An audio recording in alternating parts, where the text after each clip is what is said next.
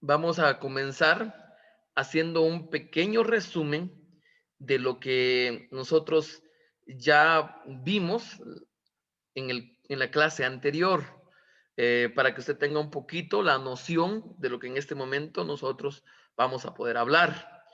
Este curso es Introducción a la Apologética. Nosotros aprendimos sobre qué es la apologética y nos dimos cuenta que la apologética es un discurso en defensa, ¿sí? O sea, es la defensa de la fe. Aprendimos entonces que un apologeta cristiano es aquel que está preparado para defender el mensaje contra cualquier juicio, crítica o distorsión. Entonces, un apologista cristiano es un defensor de la fe. Aprendimos un poquito de algunos ejemplos que encontramos en la Biblia, en donde se encuentra esa palabrita de apologética en el original. Y nos dimos cuenta que aparece en Hechos 22:1, en donde Pablo está pidiendo que le permitan exponer su defensa, en Hechos 26:2, en Filipenses 1:16, en Primera de Pedro 3:15. Nos dimos cuenta que ahí aparece el término de apologética en el original, que es una defensa. O sea, que si alguien puede pensar en algún momento que esto no es bíblico, pues ahí están los ejemplos de que sí, debemos defender la fe y sí es bíblico. Aprendimos que la apologética puede tener dos vías, como lo dijimos en su momento, dos fuerzas de presión para los extraños, eh, o sea, explicar la base de la fe cristiana a la gente que no lo conoce, a las personas que no conocen y también a los que ya pertenecen a la familia de la fe, a los creyentes, para que también ellos puedan estar más fortalecidos. Eso quiere decir que si un apologeta cristiano va a poder defender la fe ante aquellos críticos, ante aquellos jueces, y también va a poder fortalecer la fe de aquellos creyentes, tiene que conocer muchos argumentos bíblicos de la doctrina. Por eso es la importancia que yo le decía que usted haya leído las lecturas que yo le dejé a usted como tarea, que espero que usted las haya realizado y algunas cosas que estamos aprendiendo en el curso y que terminaremos de ver esta noche. Pero tiene estas dos vías. Aprendimos también un poco sobre la historia, sobre algunos nombres de personas que en la historia pues defendieron la fe y fueron grandes apologetas. Nos dimos cuenta también del propósito de la apologética. El primer propósito es presentar defensa a toda aquella persona que demande razón, ¿verdad? Primera de Pedro 3:15 es un buen versículo que nos enseña que debemos estar preparados para presentar defensa. También otro de los propósitos de la apologética es ayudarnos a nosotros como cristianos a derribar todas fortalezas o todos argumentos mentales que los incrédulos levantan en sus propias mentes, ¿verdad? Por supuesto que la apologética es importante, vimos 5 importancias, ¿verdad? Uno de ellos es que la apologética es el instrumento para derribar obstáculos que el inconverso presenta. También ayuda a la iglesia en su labor polémica de refutar visiones alternativas del mundo. También facilita la disciplina espiritual del estudio en el cristiano. Y otra de las importancias es que es una disciplina que contribuye a fortalecer la confianza de la comunidad cristiana. También nos ayuda a ejercitar nuestra misericordia y empatía con los de afuera. Seguimos con, seguimos con el resumen de lo que vimos en la primera sesión y nos dimos cuenta que la apologética también es una herramienta que debe ser usada solo cuando se necesita.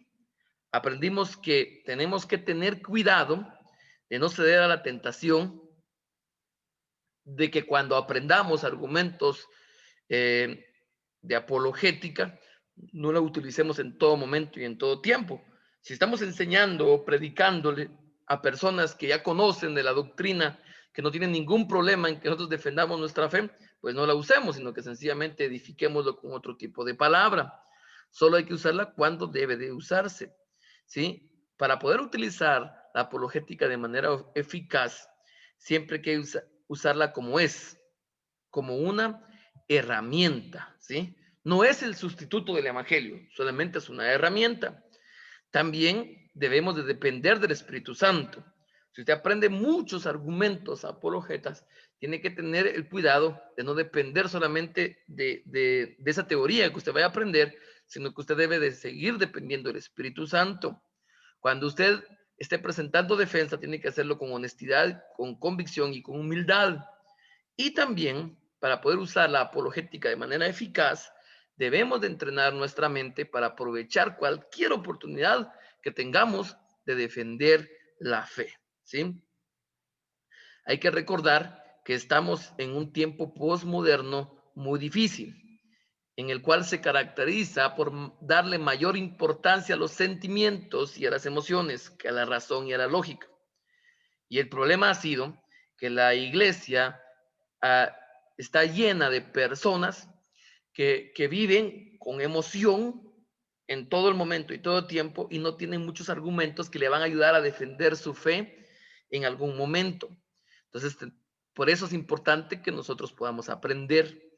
Por supuesto que hay necesidad de responderle a todos, ¿sí? Muchas veces debemos de poder preevangelizar. A veces el evangelio es importante para aquellas personas que han dejado de perseverar, que ya no están buscando a Dios en la iglesia, pero hay gente que hay que preevangelizarla. Y ahí es donde entra en cuenta todas las herramientas de la apologética. Por supuesto que los inconversos hacen muy buenas preguntas y por eso es que nosotros debemos de estar al tanto de poder responderle, porque nosotros tenemos muy buenas respuestas. Si nosotros sabemos utilizar muy bien la Biblia, vamos a poder tener muy buenas respuestas. Dios nos pide que les contestemos. Por eso, primera de Pedro 3:15, que le hemos mencionado bastante, nos habla de estar preparados para presentar defensa de la fe, ¿sí? Para que podamos nosotros hacerlo, ¿verdad? Parte de lo que vamos a aprender, de los argumentos que tenemos que tener para poder defender la fe, comenzamos nosotros en la primera sesión a hablar un poquito sobre la Biblia. Entonces vimos un poco sobre algunas preguntas sobre la Biblia y aprendemos un poco de cómo poder saber que la Biblia proviene de Dios. Usted y yo, como buen cristiano, decimos, pues viene de Dios, por supuesto. Y claro, es nuestra fe la que está hablando. Pero ¿cómo poder asegurarle a alguien que no conoce, a alguien que no quiere creer, cómo poder asegurarle que la Biblia proviene de Dios? Entonces, hace 2 semanas estuvimos hablando un poquito sobre eso y nos dimos cuenta que la respuesta puede ser muy sencilla y sabemos que la Biblia proviene de Dios porque Jesucristo no lo dijo. Y como Él no lo dijo, entonces sabemos que es palabra de Dios. Jesucristo confirmó la autoridad del Antiguo Testamento y ahí están los versículos que nos lo enseñan. Jesucristo prometió que iba a haber Nuevo Testamento. Ahí están los versículos también que nos lo enseñan. Y terminamos con esta frase muy bonita. Si Jesús, el Dios encarnado, que siempre dijo la verdad, dio testimonio de que el Antiguo Testamento era palabra de Dios y que sus apóstoles y profetas iban a escribir el Nuevo Testamento, en su calidad de únicos agentes autorizados para dar su mensaje, entonces hemos probado que toda nuestra Biblia proviene de Dios. Tenemos en ella la mejor de todas las autoridades. ¿Y cuál es? Jesucristo mismo, ¿verdad? Nos quedamos ahí y seguimos esta noche hablando un poco sobre la Biblia para tener certezas, seguridades y convicciones. Y cuando alguien tenga dudas, nosotros sabremos cómo poder defenderla.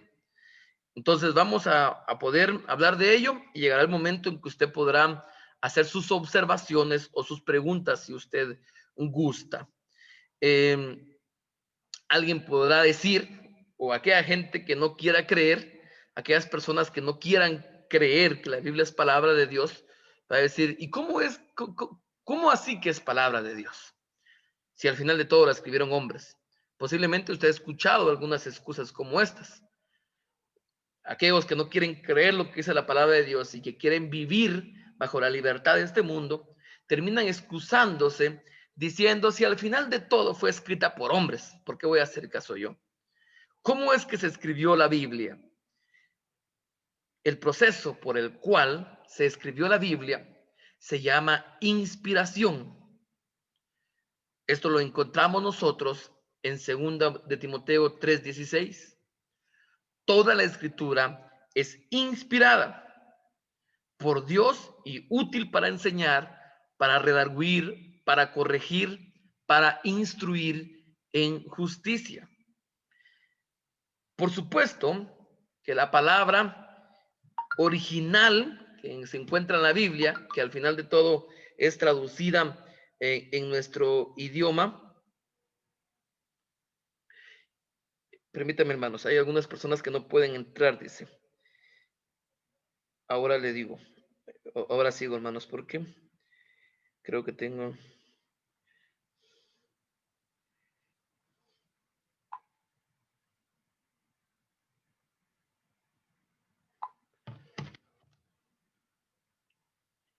Entonces, ¿cómo se escribió la Biblia?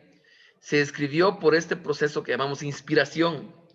Decíamos con anterioridad que la palabra original que aparece en la Biblia, que es traducida en nuestro idioma como, como inspiración, no es el mismo que se conoce en este tiempo. La inspiración no es simplemente que el escritor se sintió entusiasmado porque miró algo bonito, porque escuchó algo bonito, porque estaba en un ambiente bonito, ¿verdad? No era así, sino que se refiere al control que Dios ejerció en los escritores y en los escritos, ¿sí? Como producto entonces a los escritos solamente, estos son documentos que tienen plasmado el mensaje de Dios. Eso es lo que significa entonces inspiración. Que la Biblia fue inspirada se está refiriendo al hecho de que Dios influenció de manera divina a los autores humanos de la escritura. Entendemos entonces que los autores de la escritura escribieron la misma palabra de Dios.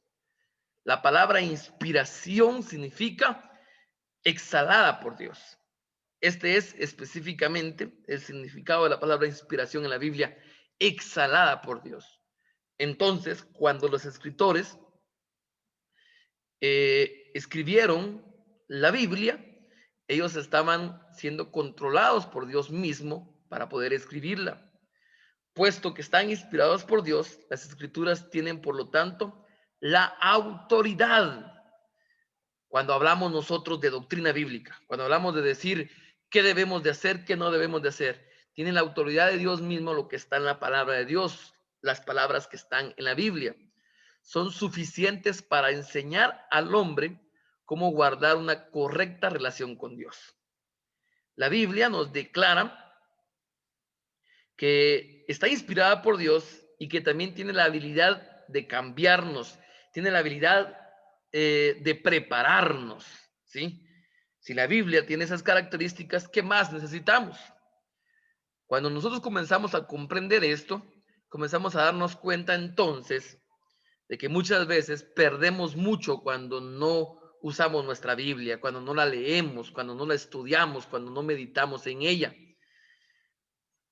Porque nos damos cuenta que, por supuesto, que es muy esencial porque es la palabra de Dios. Las escrituras son la palabra inspirada de Dios y entonces entendemos que son infalibles y que tienen completa autoridad. Un correcto conocimiento de Dios nos lleva a una correcta visión de su palabra. Por eso nosotros entendemos que Dios es todopoderoso, que Dios es omnisciente, que Dios es completamente perfecto. ¿Por qué? Porque entendemos lo que dice entonces la Biblia, la palabra de Dios. Hemos entendido entonces, según lo que estamos aprendiendo en este momento, cómo es que se escribe la Biblia, ¿sí? Y entender que fue inspirada por Dios y entender el correcto entendimiento de este término nos va a ayudar mejor a entenderlo, ¿verdad? Hay algo muy importante. ¿Puede equivocarse la Biblia? ¿Ha escuchado usted que hay mucha gente que habla y que dice que la Biblia se equivoca? Incluso programas de televisión muy reconocidos dan grandes documentales enseñando que la Biblia se ha equivocado, y entonces hay personas que nos preguntan o nos dicen, ¿puede equivocarse la Biblia? Preguntas como, ¿cuán confiable es la Biblia? Son temas muy sonados en este tiempo. ¿Es la Biblia inerrante? ¿Tiene la Biblia errores? ¿Sí? La Biblia enseña la verdad en materia espiritual, científica e históricamente. Los pasajes que encontramos en la Biblia que se usaron con referencia a la inspiración parecen sugerir que eso es lo que la Biblia afirma por sí misma y que es la manera en que Jesús la entendió. ¿Cuál es esa manera? En que la Biblia enseña la verdad en materia espiritual, científica e histórica. Por supuesto que esto no significa que la manera en que entendamos la Biblia sea perfectamente verdadera. Lo que significa es que la Biblia es verdadera cuando la entendemos correctamente. Tampoco significa que todas las escrituras debe ser entendido literalmente. Y es que aquí es donde se da el problema. No es que la Biblia contenga errores, es que muchas veces nosotros no sabemos cómo entenderla, no le damos el entendimiento correcto. Hay figuras literarias en la Biblia, ¿sí? Pero hay diferencia entre decir la verdad y también hay diferencia entre las metáforas que existen en la misma Biblia. Además, la calidad de inerrante no significa que todo lo que se registra en la Biblia sea verdadero, sino lo que se afirma como cierto. ¿A qué nos referimos con eso? Caín dijo, ¿soy yo acaso guarda de mi hermano? Queriendo decir que no lo era. La Biblia registra que él dijo eso, pero no está avalando su actitud. Después de todo, venía de un hombre que acababa de matar a su propio hermano. La enseñanza de este pasaje es que somos responsables del bienestar de nuestro prójimo. Porque hemos dado en ese ejemplo, no es que la Biblia cometa errores, es que debemos nosotros de saber cómo poder entenderla, darle el entendimiento correcto. Aquellos hermanos que estuvieron con nosotros en el curso que compartimos de, de estudio bíblico, de entendimiento de la Biblia, vimos algunas reglas de hermenéutica y se van a recordar ustedes que hay que tener cuidado con los hebraísmos que dice la Biblia. Por ejemplo, el famoso versículo en el cual Jesucristo dice que debemos de aborrecer a padre y a madre. Si traemos la palabra de manera literal al presente, vamos a creer que Jesucristo nos está diciendo que odiemos a nuestros padres. Y aprendimos que en la historia hubo una iglesia hace no muchas décadas que utilizó este versículo de manera literal y enseñó a sus miembros a que odiaran a sus padres, porque así lo decía la Biblia. Pero esto es un hebraísmo. Aborrecer significaba en tiempos de Jesucristo en Palestina solamente amar menos. Lo que el Señor nos estaba enseñando ahí entonces es que debemos de amar menos a los demás y darle la prioridad a Él. Así es como se encuentran muchas situaciones en la Biblia. Alguien podrá decir, es que contiene errores. No es así. Es solamente que debemos de aprender a saber utilizarla. Esto es lo que aprendemos nosotros entonces. Por eso es la importancia de aprender. Y por supuesto que saber entenderla correctamente no va a ser suficiente con unos 30 minutos de lectura, con unos 2 videos de enseñanza, sino que requiere de esfuerzo por poder seguir capacitándonos. Y qué bueno que ustedes lo estén realizando. Hay que entender también, porque esto nos va a ayudar a nosotros como buenos apologetas, cómo es que se compiló la Biblia. ¿Sí? ¿Cómo saber? Yo pienso que la mayor parte de ustedes conocen, pero es necesario que podamos ver esta parte acá, por si hay alguien también que no lo recuerda o no lo conoce. Pero ¿cómo es que se compiló la Biblia? ¿Cómo saber que los 66 libros son los únicos escritos que debían de ser incluidos en las escrituras? ¿Qué ocurrió con los demás, con los apócrifos, con los evangelios gnósticos? ¿Por qué no están? ¿Por qué debieron de excluirlos? ¿Sí? Es importante que para poder entender cómo fue que fueron escogidos estos libros, debemos de conocer el concepto del canon. El canon viene de la palabra griega y hebrea que se refiere a una vara de medir, es decir, una medida que tienen todos los libros de las escrituras que debían de cumplir para poder estar en la Biblia. La línea divisora por aquello que Dios inspiró como escritora y lo que no inspiró, lo cual no es escritura. Cuando el Espíritu Santo inspiró a un hombre de Dios a escribir, ese escrito se hizo no solo inspirado, sino también fue transcrito. ¿Sí? Entonces, debemos nosotros de aprender. Acá hay 5 preguntas que la iglesia formuló para poder aceptar o para poder rechazar como canónicos los libros. Hubo en cierto tiempo que la iglesia se dio cuenta que habían muchos libros abundando por ahí. Recuérdese que en ese entonces no había imprenta. Los libros de la Biblia no estaban todos juntos en uno solo como ahora nosotros lo tenemos. Por supuesto que no. Y eran manuscritos que estaban de manera individual. Tampoco estaban divididos en capítulos, tampoco estaban divididos en versículos.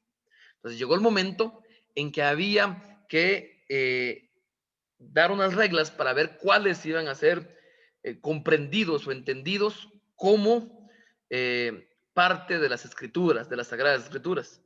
Aquí hay 5 preguntas que la iglesia se hizo para poder definir cuáles entraban a la Biblia y cuáles no. La primera pregunta era, ¿fue escrito por un profeta de Dios? En Deuteronomio 18:18 nos dice que solo un profeta de Dios hablará la palabra de Dios. Esta es la manera en que Dios se revela, ¿sí?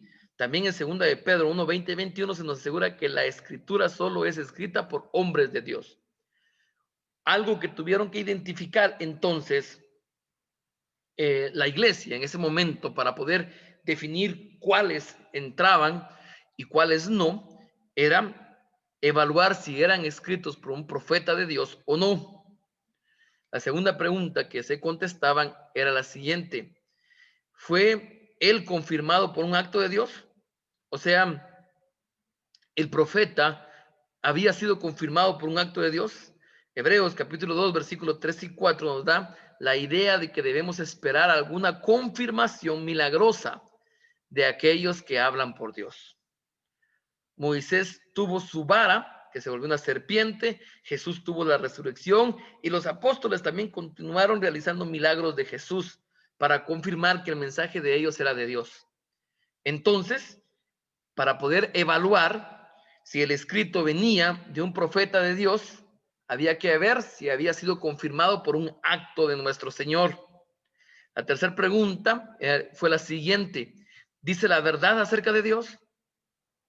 ¿Se recuerda usted lo que dice Gálatas 1:8? Mas si aún nosotros o un ángel del cielo os anuncia otro evangelio diferente del que os hemos anunciado, es anatema.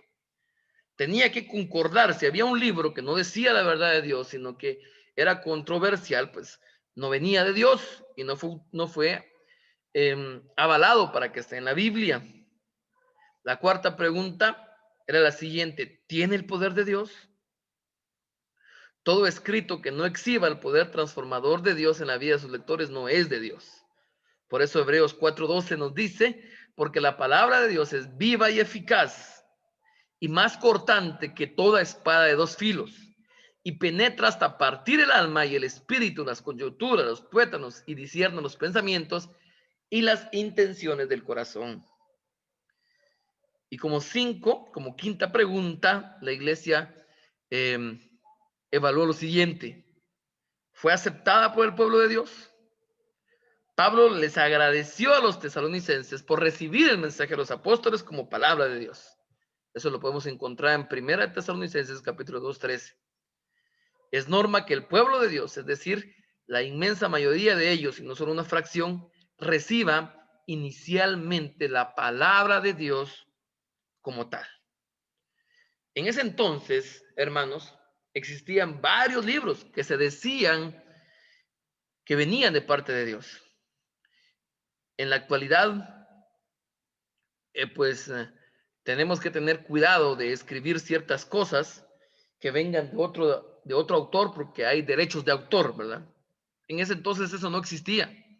E incluso habían libros por ahí rondando, habían manuscritos por ahí rondando que decían que era el Evangelio de Moisés, el Apocalipsis de Moisés, el Evangelio de tal, y realmente no lo habían escrito ellos, sino que solo lo habían hecho para que tuviera un nombre atractivo y la gente quisiera leerlos.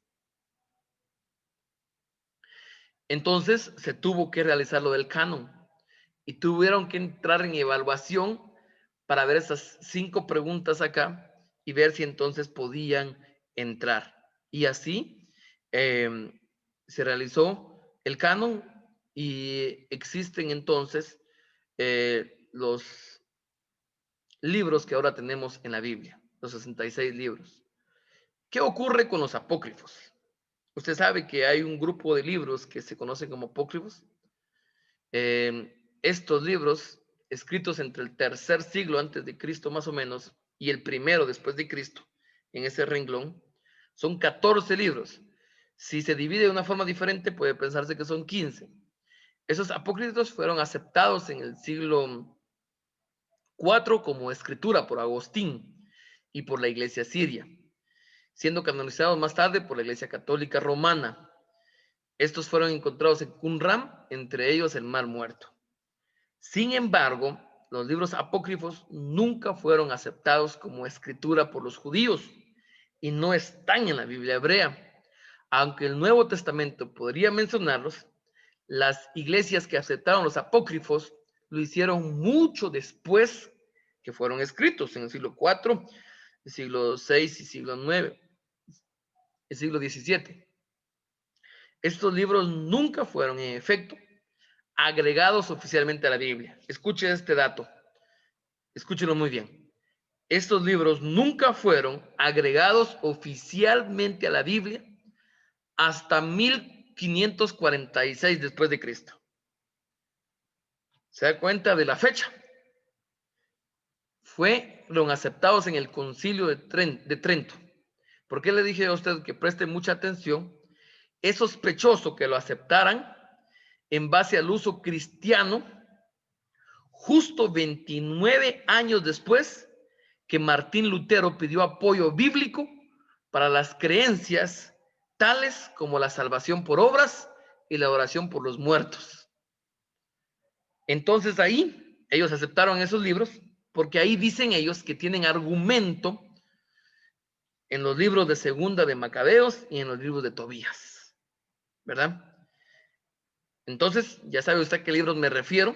Los libros apócrifos son esos libros que nuestra Biblia evangélica no tiene y que la Biblia católica sí los tiene, pero fueron aceptados para la Biblia hasta el año 1546, cuando ellos intentaron encontrar respuestas a las preguntas que les hizo Martín Lutero, de dónde había un apoyo bíblico para la salvación por obras y para la oración de los muertos. Y así ellos podían decir que sus argumentos entonces eran bíblicos. Estos son los libros apócrifos. Es algo que definitivamente usted también debe de conocer. ¿Qué pasa con los evangelios gnósticos? Estos evangelios integran, integran los llamados pseudopígrafos, ¿sí? Del Nuevo Testamento.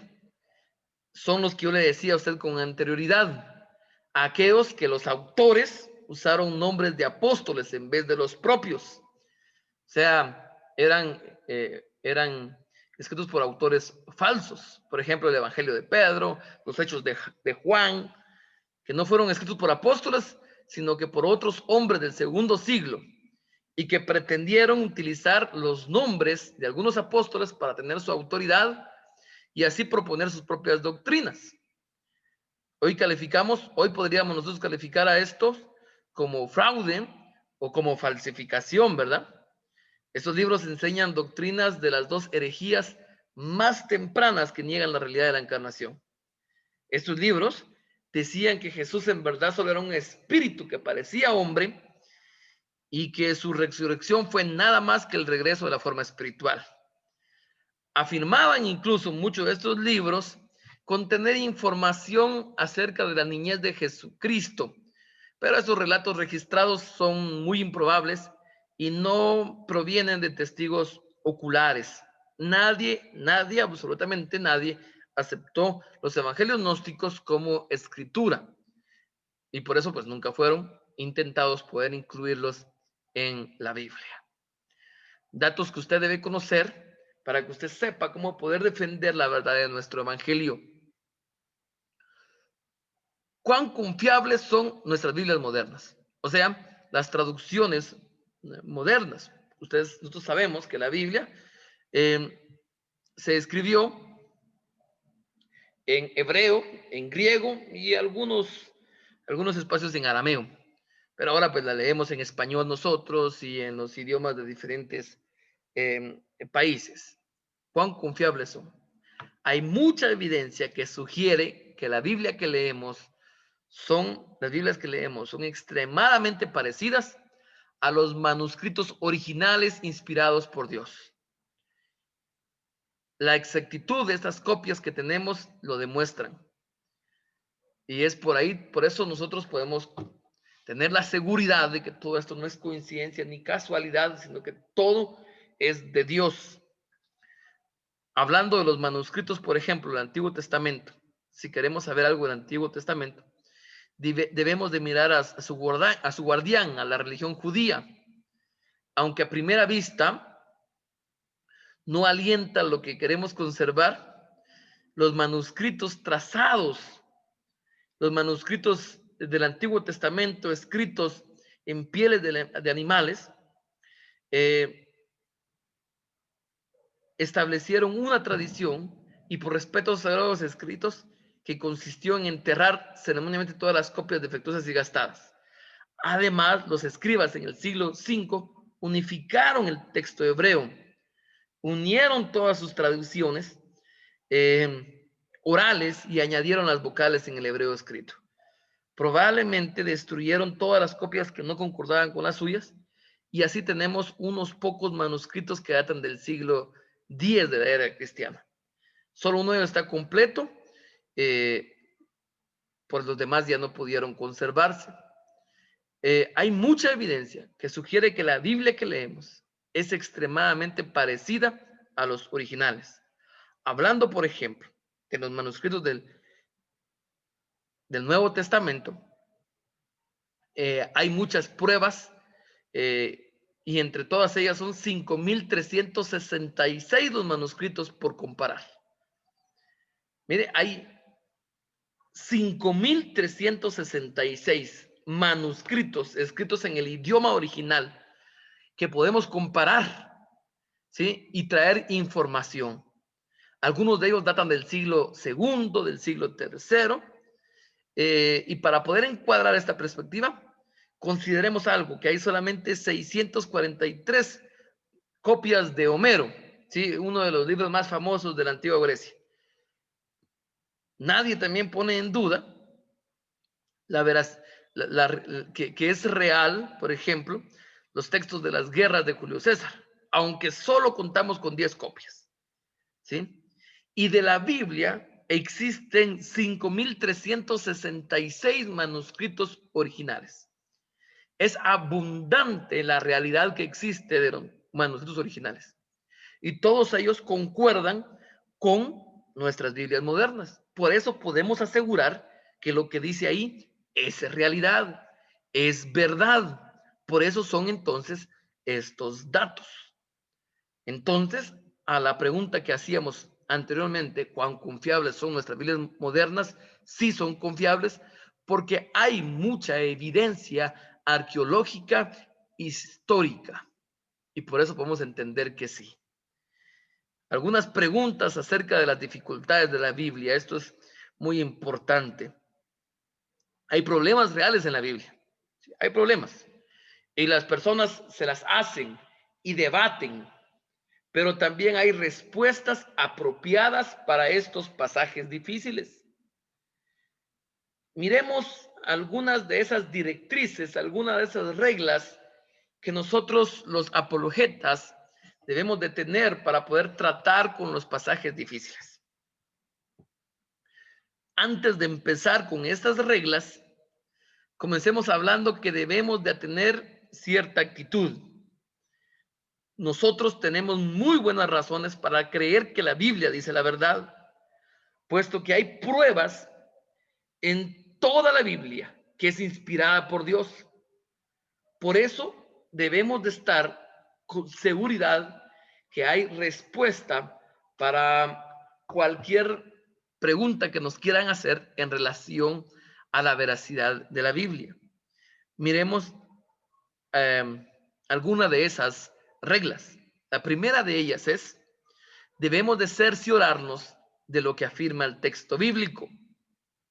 Suele ocurrir que un versículo mal citado desoriente y confunde a alguien. ¿Qué quiere decir esto, mis hermanos? Hay personas que están confundidas pensando que la Biblia está equivocada, pero no es así. El problema es que no tienen la veracidad o la realidad de lo que dice la Biblia. Tienen algún versículo mal citado y por eso están confundidos. A menudo sucede que existe un problema textual y que entonces confunde al lector. Consideremos, por ejemplo, que en el Antiguo Testamento, donde se trata de cifras, pudo haberse incorporado al texto un pequeño error del copista. Debemos de saber nosotros entonces que un buen comentario puede ayudarnos a tratar estos temas y probablemente a responder el 90% de las objeciones que uno encontrará. Yo les he dicho a ustedes que durante mucho tiempo en el área de Centroamérica había muchos predicadores que se paraban en los púlpitos y sin conocimiento de la Biblia predicaban frases que nunca estuvieron en la Biblia. En Guatemala específicamente recuerdo yo que se hizo muy conocido un versículo en el cual los predicadores venían y decían, la Biblia dice, y predicaban o decían cosas como la siguiente, que Dios odia al pecado pero ama al pecador. Y hemos visto que esto no es bíblico, es una frase de Mohammed Gandhi, de Gandhi. Es una frase de él que en ningún momento es bíblica, no está en la Biblia. Lo contrario, la Biblia dice en los Salmos que Dios está en contra del pecador, del impío, que Dios es enemigo del que es amigo del mundo. Entonces, enseñar esto era erróneo, pero muchas personas venían e incluso decían la Biblia dice. Por eso es que cuando nosotros queramos defender la Biblia, lo primero que tenemos que hacer es cerciorarnos de lo que realmente afirma el texto bíblico, de la realidad, de la realidad. Otra regla, hermanos, muy importante, al momento que nosotros estemos defendiendo ciertas dificultades que indican que tiene la Biblia, es asegurarnos de lo que significa el texto bíblico, ¿sí?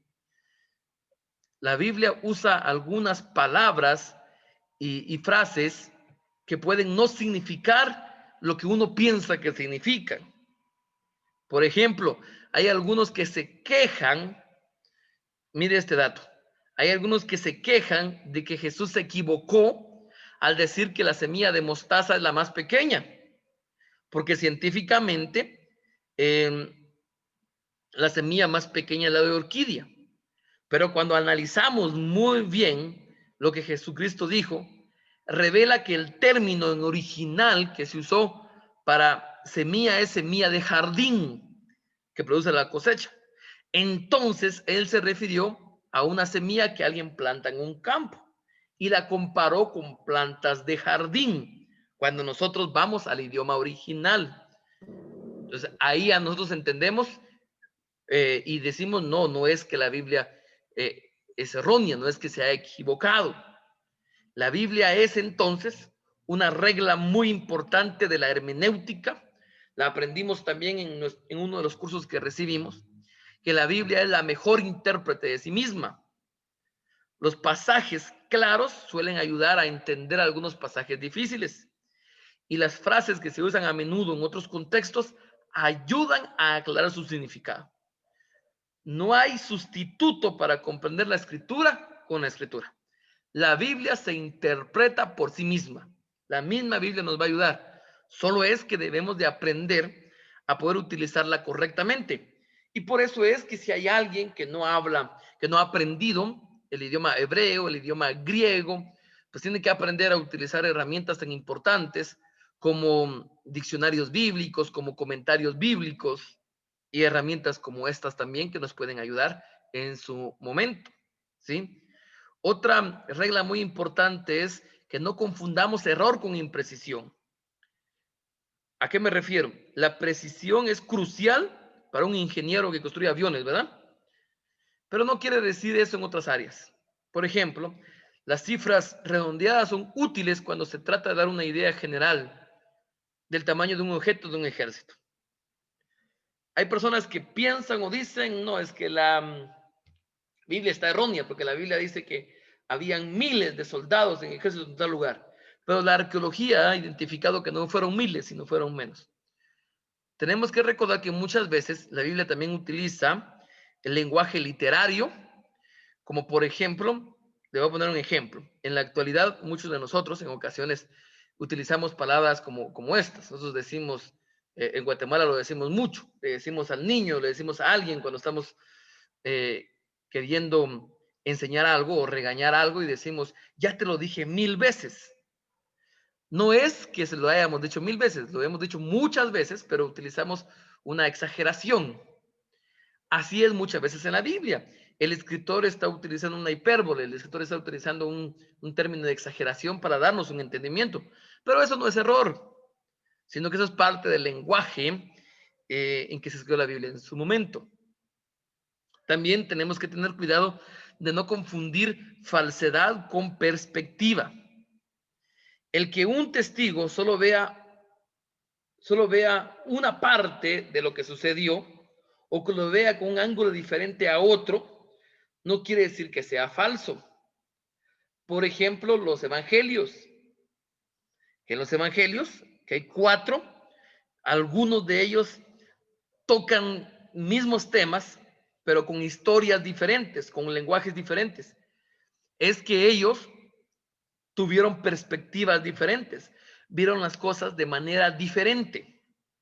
No significa que sea falso, sino que cada uno de ellos lo vio desde un hecho diferente. También nosotros debemos de tener cuidado con poder entender eso, ¿verdad?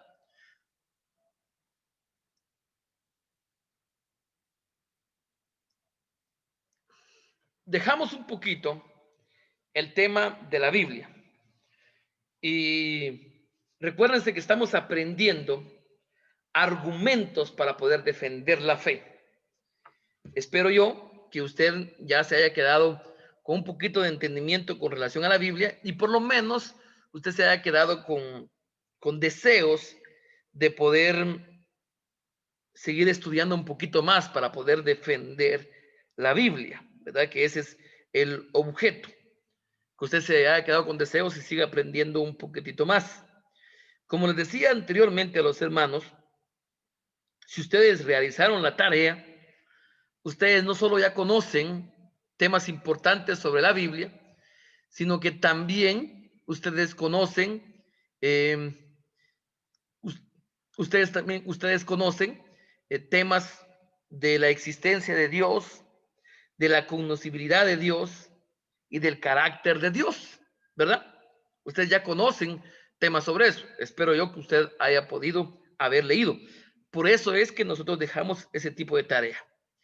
Avanzaremos un poquito y después de eso llegaremos a los comentarios, observaciones y preguntas, porque ya vi que hicieron una muy bonita pregunta ahorita en el chat. Después de la clase de hoy, yo les dejaré a ustedes otras lecturas también para que aprendan un poquito más sobre otros temas, para que ustedes tengan más argumentos y así puedan seguir defendiendo nuestra fe. En ese momento vamos a llegar a un tema muy importante y es las preguntas acerca del mal. ¿Verdad que ese es un tema muy importante en la actualidad? Hay muchas personas que se preguntan sobre por qué del mal, por qué no, Dios no acaba con el mal y cosas como esas. Y muchas veces nosotros no sabemos cómo defendernos, cómo defender la fe. Y es en ese momento que vamos a aprender un poco sobre ello. ¿Qué razón tenemos para creer que Dios es bueno? ¿Qué razón tenemos? Miremos esta frase. Vamos a leer una frase ahorita bien interesante. ¿Acaso la evidencia no sugiere exactamente lo opuesto? Lo opuesto a que Dios no es bueno. Lo opuesto a que Dios es bueno. ¿Qué tenemos para contrarrestar esto? Cristo es nuestro argumento, pero ¿y si Cristo se equivocó? Sus últimas palabras tienen un significado perfectamente claro. Descubrió que el ser a quien llamaba Padre era terrible e infinitamente diferente de lo que él supuso. La trampa, por tanto tiempo preparado y tan sutil carnada, saltó por fin a la cruz. Triunfó el chiste cruel. Paso a paso fuimos dirigidos camino arriba hacia el jardín. Otra vez, cuando más bondadoso parecía, en realidad preparaba la próxima tortura. Estas palabras parecieran, mis hermanos, que vinieran tal vez de un ateo, ¿verdad que es cierto?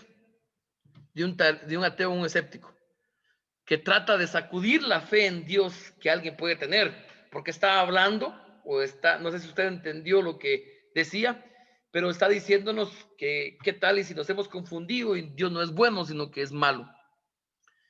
Pero estas palabras no vienen de un ateo, proceden de uno de los más grandes defensores del cristianismo, eh, de C.S. Lewis. Los, las escribió cuando estaba en duelo por la pérdida de su esposa que murió de cáncer. Tal respuesta señala que tarde o temprano cada uno de nosotros debe tratar el problema del dolor, o sea, el problema del mal. Aunque era una persona con mucha fe, nos enseña que muchos de nosotros va a llegar el momento que debemos también de tratar el problema del dolor, el problema del mal. Y si no es nosotros, hay personas que sí van a tener dudas y nosotros como buenos defensores de la fe debemos de poder ayudarles. Miremos primero qué es el mal. ¿Cuál es la naturaleza del mal? Hablamos de malos, de actos malos, como por ejemplo asesinatos, de gente mala, de libros malos, de acontecimientos malos. En Centroamérica, pues hemos estado pasando momentos bien difíciles, ¿verdad? Por el hecho de huracanes. En Nicaragua, en Honduras, en Guatemala, pues hubieron familias que tuvieron que perdieron muchas cosas y entre ellos también hubieron pérdidas humanas. Estamos viviendo un tiempo difícil por el COVID-19 también que se ha llevado a la muerte a muchas personas e incluso muchos pastores. Entonces preguntamos nosotros, ¿qué hace que todo eso sea malo? ¿Qué es el mal? ¿Sí?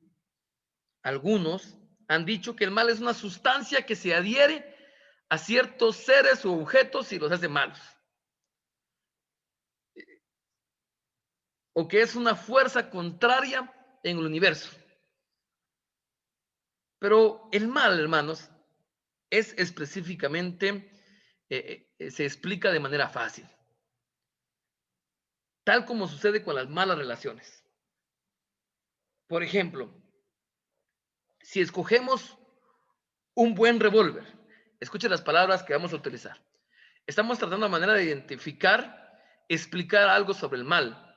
Y decimos que el mal es algo relacionado a las malas relaciones, o sea, a relacionar cosas de mala manera. Por ejemplo, veamos lo siguiente.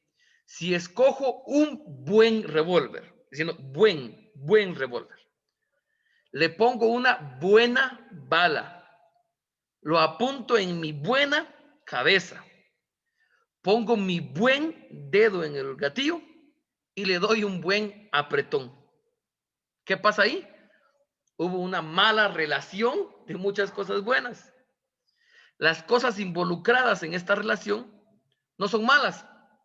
El dedo no era malo, mi cabeza no era mala, el revólver en sí no era malo, pero fue una mala relación. La relación entre todas estas cosas buenas carecieron de algo. En este caso, careció o le faltó o lo que se daba por las cosas que no se usan como debieron de usarse. El mal, hermanos, es la falta de algo que debería de haber en la relación de muchas cosas buenas. Vamos a seguir para que usted me termine de poder entender. ¿De dónde vino el mal? En el principio era Dios y Él era perfecto. Luego el perfecto Dios hizo un mundo perfecto, ¿verdad que es cierto? Entonces, ¿cómo entró el mal en este cuadro? ¿Cómo entró? Resumamos así el problema. Número uno, toda criatura que Dios hizo es perfecta, ¿verdad que es cierto? Número dos, las criaturas perfectas no pueden hacer lo que es imperfecto. Y número tres, ¿de qué modo? De modo que toda criatura que Dios hizo no puede hacer algo que es imperfecto. Eso sería un argumento para decir de dónde vino el mal. Si Adán y Eva eran perfectos, ¿cómo cayeron? No podemos culpar a la serpiente porque eso haría retroceder otra vez a la cuestión aquella de que Dios, siendo un Dios perfecto, ¿por qué no hizo perfecto a la serpiente? Algunos han llegado a la conclusión de que debe de haber alguna fuerza que es igual que Dios o que está fuera del control de Dios, pero eso no es cierto. O quizá Dios no sea tan bueno, pero tampoco es cierto. La respuesta se halla en la idea misma de la perfección de Dios. Dios todo lo hizo perfecto. Una de las cosas perfectas que Dios hizo fueron las criaturas libres. Nosotros somos criaturas libres. Nos dio libre albedrío. Eso es parte de la perfección de Dios. Y el libre albedrío es entonces la causa del mal. La imperfección puede surgir de la perfección. Una de las cosas que hace que los hombres sean moralmente perfectos es la libertad. Entonces, hermanos, el mal viene de nuestro libre albedrío. Nuestro libre albedrío que no hace que relacionen todas las cosas buenas, que no tomemos buenas decisiones. Y todo eso viene de la perfección de Dios, porque nuestro Dios perfecto hizo que fuéramos criaturas libres. No es que Dios sea malo en sí. ¿Por qué no se puede parar el mal? La forma clásica de este argumento lleva siglos resonando e incluso las universidades lo enseñan y lo debaten fuertemente. Si Dios fuera todo bondad, ¿por qué no destruye el mal? Si Dios fuera omnipotente, podría destruirlo, pero el mal no es destruido. Por lo tanto, dicen entonces ellos, no hay Dios. ¿Por qué Dios no ha hecho algo respecto del mal? Si pudiera y quisiera hacerlo, ¿por qué seguimos teniendo el mal? ¿Por qué es tan persistente? Y ni esperanzas de que disminuya. Hay dos respuestas para esta clase de preguntas. Primero, el mal no puede ser destruido sin destruir la libertad que hay en nosotros. Y ya aprendimos que esa libertad en nuestras vidas es parte de la perfección de Dios. Como dijimos antes, los seres libres somos la causa del mal y la libertad nos fue dada para que pudiéramos amar.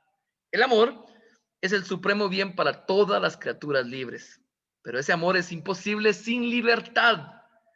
De modo que si se destruyera la libertad, lo que es el único modo de terminar con el mal, sería malo en sí mismo, porque privaría de su supremo bien a nosotros, a las criaturas libres.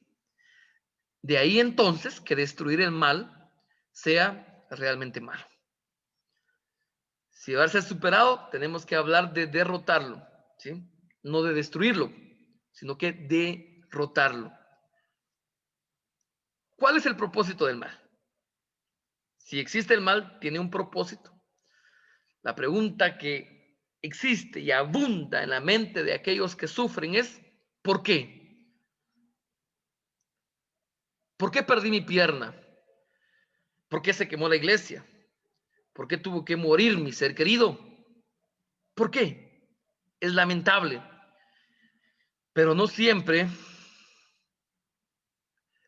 podemos darle una respuesta a que satisfaga a las almas que sufren o que tengan una explicación de su dolor. El argumento que ellos plantean es este.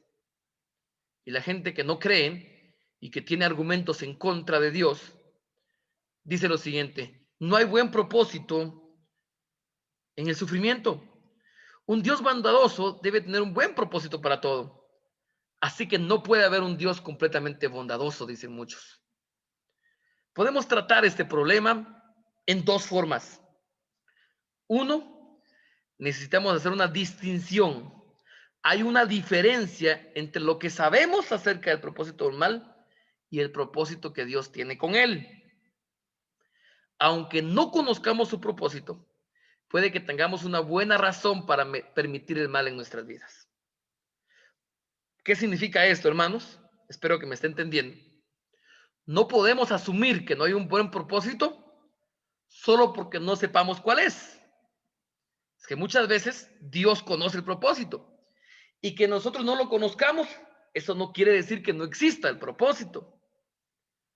Es más, conocemos algunos de los propósitos de Dios para el mal.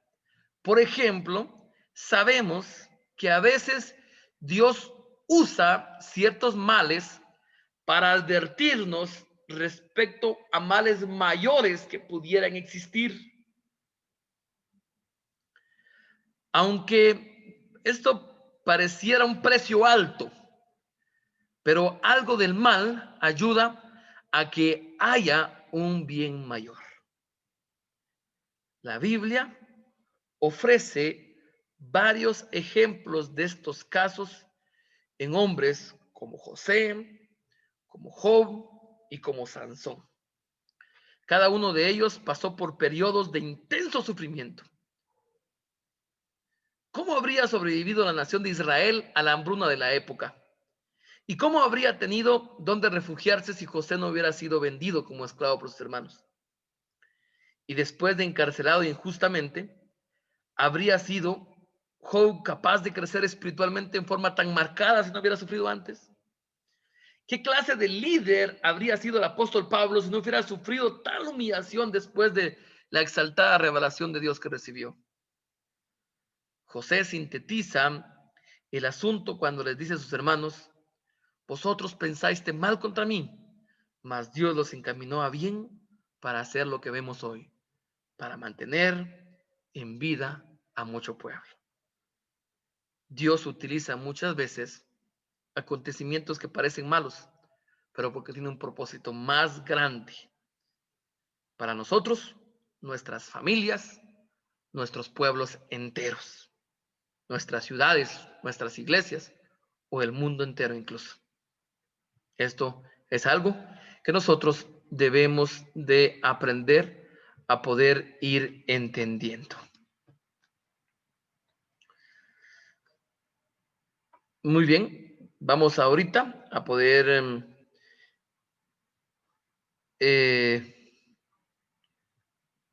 si alguien tiene en este momento la oportunidad poder comentar algo, de poder dar alguna observación, pues ese es su momento.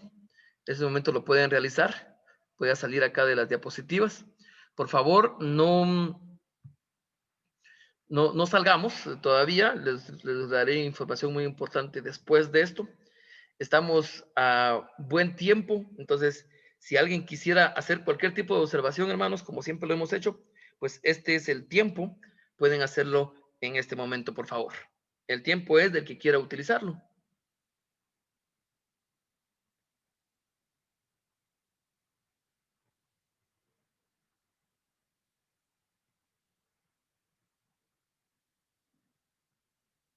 Si alguien quiere hacer una pregunta, lo puede hacer, o una observación, o platicarnos cualquier cosa, hermanos.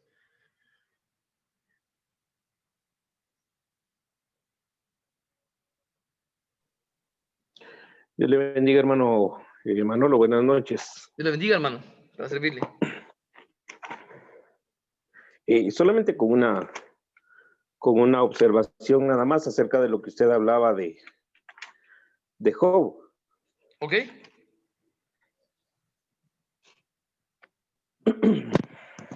Perdón.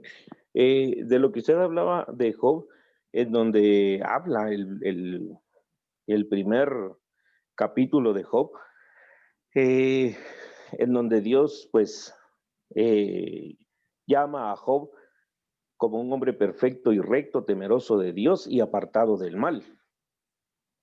¿Será entonces que Job, antes de que Dios le diera estos reconocimientos verbales a Job, Job ya habría entonces sufrido más de algo?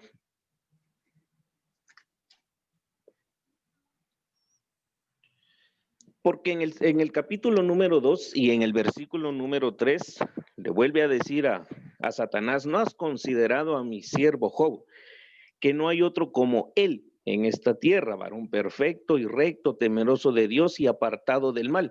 Pero ahí le agrega todavía donde dice, y que todavía retiene su integridad. ¿Será que Job tuvo un doble sufrimiento, hermano? Sí, usted nos está preguntando, para entender su pregunta, no sobre las faltas de Job, sino el sufrimiento de él, ¿verdad? Así es, así es. En el capítulo número 1, dice, hubo en la tierra un hombre llamado Job, Sí, sí, que sí. era este hombre perfecto y recto, temeroso de Dios y apartado del mal. Sí, sí, sí. Ciertos atributos, por así decirlo, que ya tenía Job. Sí, sí, sí. Pero en el capítulo número 2, en el versículo número 3, cuando Jehová, dice la Biblia, que le dijo a Satanás: no has considerado a mi siervo Job, que no hay otro como él en esta tierra, varón perfecto y recto, temeroso de Dios y apartado del mal. Y a eso le agrega, y que todavía retiene su integridad aún cuando tú me insististe contra él. ¿Será que Job, antes de ello, ya había sufrido algo? Muy bien, hermano. Viéndolo desde, recordemos que Job es el primer libro escrito de la Biblia, ¿verdad? Lo escribe Así es. Moisés, y lo escribe en el momento que, al parecer, huye de Egipto y va a un lugar cercano al lugar donde había estado Job, y posiblemente, pues, inspirado por Dios, escuchando lo que había sucedido, lo escribe. De momento, de manera histórica, si quisiéramos verlo, pues podríamos decir que ahí hay ciertas partes que no conocemos y que quisiéramos conocer, pero como la Biblia son ciertos resúmenes, no sabemos con certeza. Se dice mucho y se cree, por todos los atributos que tiene Job, que él ha de haber sido un hombre muy importante en la tierra, por todas las personas que él conoció, por todas las personas que con él llegaron y todo. Podríamos pensar que, según lo que dice la Biblia, él no había tenido un sufrimiento como tal. Por eso es que al final de todo, pues Satanás pide poder tentarlo para que lo pudiera tener. Ahora, con certeza, porque falta todavía mucho sobre la biografía de él, no podremos saberlo, y hay cosas que que van a quedar como así, como que no sabemos, y tal vez no vamos a poder llegar a saberla. Si alguien conoce un poquito más del tema y quisiera poder ahondar en esta respuesta, el tiempo es también para que lo puedan tomar.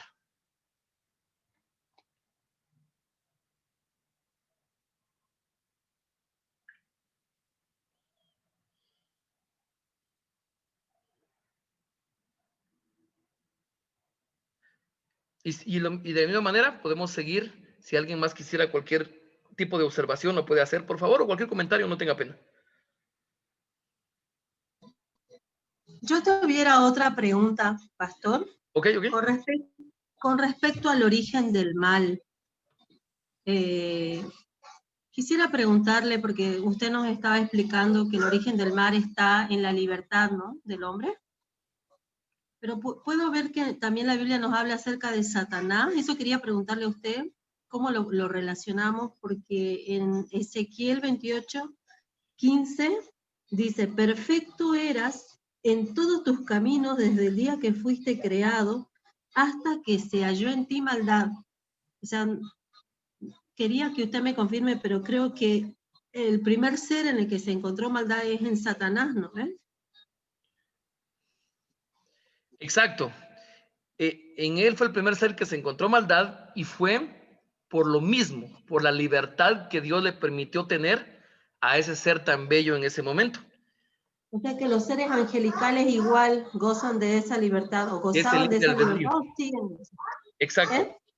Sí, exacto. Ellos también gozan de esa libertad, de ese libre albedrío. Y esa libertad fue la que movió a Satanás de querer hacer algo que no debía de hacer. Y al final fue el castigo que tuvo. Nos vamos a dar cuenta que en toda la línea de las personas que fallaron, comenzando con Adán y Eva, fallaron por la libertad que tuvieron. Aunque Satanás le tentó, no los obligó, sino que ellos decidieron a poder hacer y no hacer. Fue su libertad la que fue puesta en práctica y al final de todo ellos decidieron. Decidieron, por ejemplo, comer del fruto. Y sigue pasando en la actualidad. Nosotros decidimos. En el presente es un poco más difícil porque estamos viendo una era posmoderna muy complicada en el que el cristiano está confundiendo qué libertad tiene y qué libertad no. Entonces todavía se pone más complicado porque muchos hacen uso de su libertad creyendo que es bueno, que es posible, porque esta época posmoderna nos está confundiendo mucho con tanto secularismo, con tanto hedonismo y con tanta situación difícil que también vamos a poder tratarlos en su momento. Pero en efecto, como usted lo indica, hermana, así es. Y nuevamente lo recalcamos, es esa misma libertad que Dios le dio a los seres angelicales y a nosotros los que ocasionan que exista el mal. Porque, como siempre decimos, imaginémonos seres que no tengan libre albedrío. Fuéramos como simples robots que hacemos lo que Él quiere, pero ese no es parte de la perfección de Dios. Muchas gracias por preguntar. Hermano. Con gusto, hermano. Buenas noches. Sí. Dios lo bendiga. Gusto saludarlo, hermano. Con una observación. Con gusto, hermano, puede hacerlo. El hermano Wilson hablaba acerca de Job, capítulos en el versículo 3, donde Jehová le dijo a Satanás, no has considerado a mi siervo Job, excelente, que no hay otro como él en la tierra, varón perfecto y recto, temeroso de Dios, apartado del mal, y que todavía retiene su integridad. Pero yo creo que ahí la palabra se refiere o complementa Job 1:3, donde dice que después de que Satanás, cuando Dios le dice que le da permiso para que extienda su mano, entonces en el versículo 13 del capítulo 1 empiezan a venir los males de Job. Por lo tanto, yo creo que cuando aquí dice, aún retiene su integridad, es porque le está demostrando, mira, todo lo que hiciste, mataste a sus hijos, mataste a sus ganados, hiciste todas las cosas, pero él todavía retiene su integridad. Y entonces yo creo que no es que Job hubiera tenido una situación anterior, sino en el capítulo 2 está refrendando lo que dice el capítulo 1. Perdón, esa es mi observación. Si me gusta, me la aclara, por favor, o me la afirma, me la corrige. No, yo pienso que muy buena respuesta, hermano. Muchas gracias. Tal vez yo no había entendido muy bien la pregunta, pero la conjugación que usted hace de los versículos nos ayuda muy bien a poder entenderla y le agradezco mucho por el apoyo. Yo pienso que sí es muy acertada su respuesta. Muy bien, hermanos. Cualquier cosa por ahí, ya saben que seguimos compartiendo, comentando. Nos quedan aproximadamente 12 minutos. Yo quiero poder aprovecharlos por poder trasladarles un poquito de información por ahí. Y la voy a hacer, perdón. La voy a hacer actualmente utilizando nuevamente. Voy a intentar compartir pantallas otra vez. ¿Por qué no me deja ahora?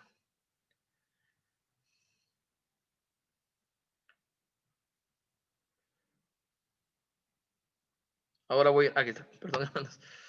Ok. Em,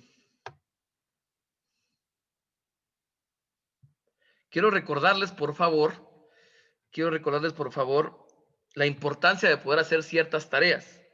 En los cursos anteriores, hermanos, no he dejado tareas tan largas como las que dejé en esta ocasión y la que voy a dejar en este momento.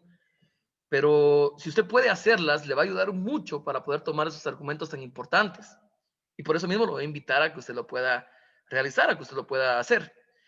Yo les decía al principio que este grupo, para las personas nuevas que están hoy, les presentamos conferencias, les presentamos seminarios, les presentamos cursos, todos son gratuitos.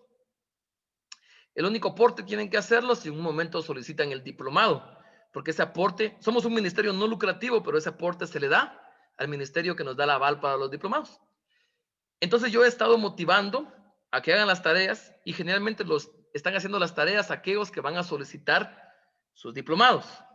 Pero en este caso yo les decía que invito a que todos hagan sus tareas para que podamos complementar bien la clase.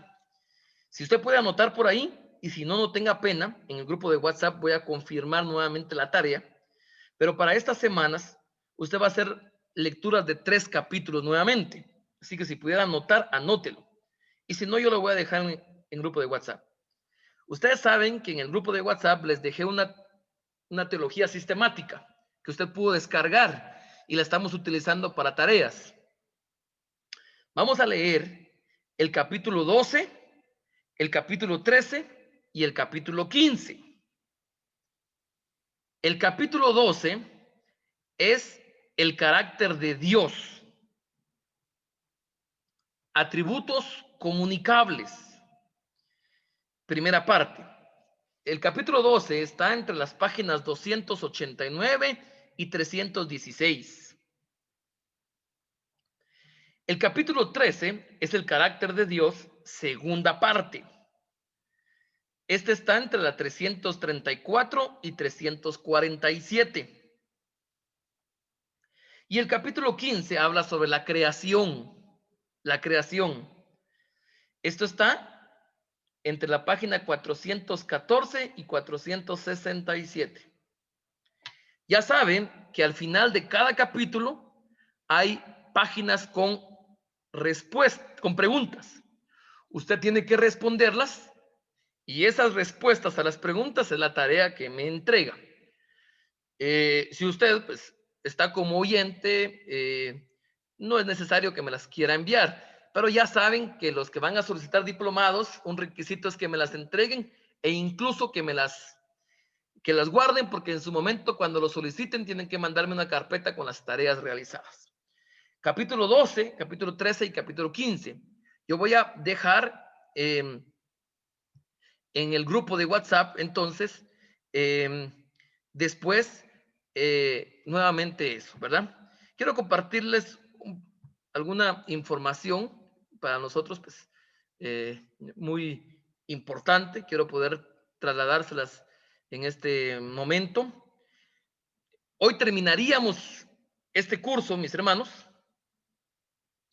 Hoy terminaríamos este curso específicamente